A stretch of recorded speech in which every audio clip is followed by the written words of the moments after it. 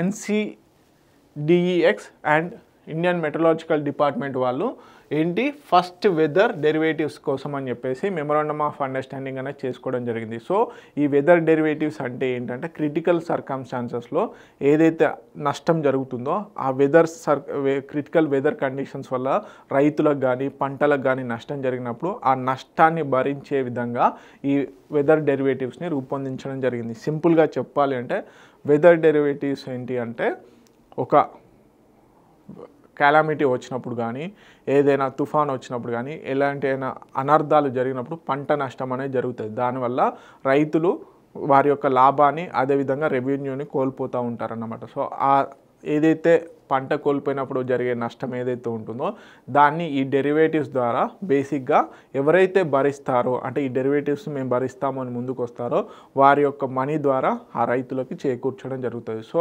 అదేవిధంగా ఇప్పుడు ఐఎండి మధ్యలో ఉన్న ఎన్సిడిఎక్స్ నేషనల్ కమోడిటీ ఎక్స్చేంజెస్ ఏదైతే ఉందో ఆ నేషనల్ కమోడిటీ ఎక్స్చేంజెస్కి మధ్యలో ఐఎండికి మధ్యలో ఒక ఒప్పందం అనేది జరిగింది. ఏంటి ఈ వెదర్ డెరివేటివ్స్ ద్వారా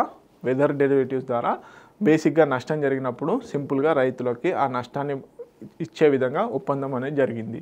ఓకే చూద్దాం.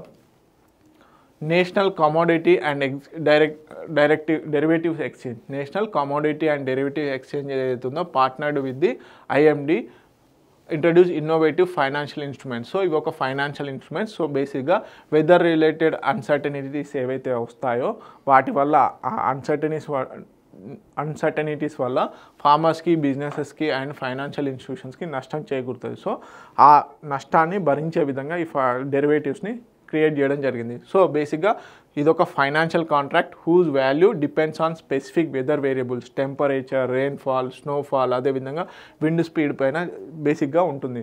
సో దీనివల్ల ఏదైనా నష్టం చేకూరుస్తే transfer the weather risk from those exposed to the others willing to assume it. This is helps stabilize incomes and reduce uncertainty. Okay బేసిక్గా ఏదైతే నష్టం ఉంటుందో అది ఈ డెరివేటివ్స్ తీసుకున్న వాళ్ళు బేసిక్గా భరించాల్సి వస్తుంది. ఒకవేళ రాకపోతే ఆ డెరివేటివ్స్ పైన ఏదైతే ఉంటుందో అది వీళ్ళకు ప్రాఫిట్స్ లాగా ఉంటుందన్నమాట. ఓకే తెలుగు మీడియం అభ్యర్థులు ఎవరైతే ఉన్నారో ప్లీజ్ నోట్ ఇట్ డౌన్.